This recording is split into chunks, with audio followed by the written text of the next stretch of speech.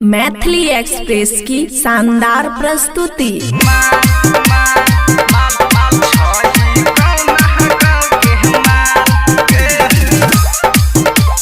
खुशी recording studio बलुआहा। गदहरल जवानी छौरी लागई छौ कमाल छही कौना गाँव के माल। गदहरल जवानी छौरी लागई छौ कमाल छही कौना गाँव के माल। देखी तोहर जवानी मुँह में आबै छौ पानी के ना मन के मन ये छौरी के हमर दिलवा के बिगड़ै छौ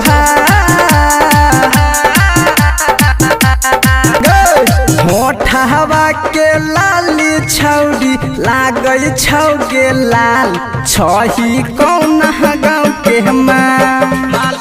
गदहरल जवानी छौरी लागई छौ कमाल छही कौना गाँव के माल। डीजे सुमित सतीश रैनी, सुमित सतीश रैनी, सुमित सतीश रैनी।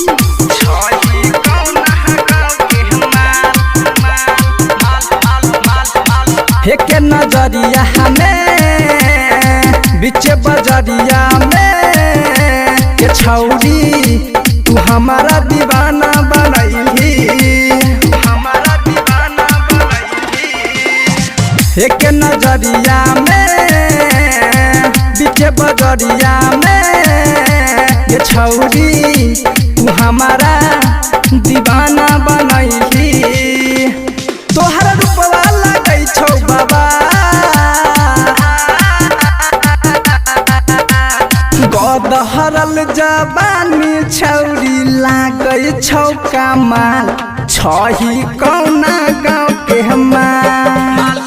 गदहरल जवानी छौरी लागै छौ कमाल छही कौना गाँव के माल माल माल।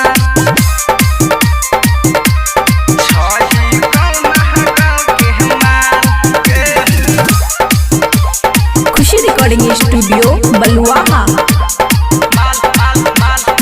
छोटे उमरिया छ कसल शरीरिया छ के गजबे ई मन में फीलिंग होबै छ।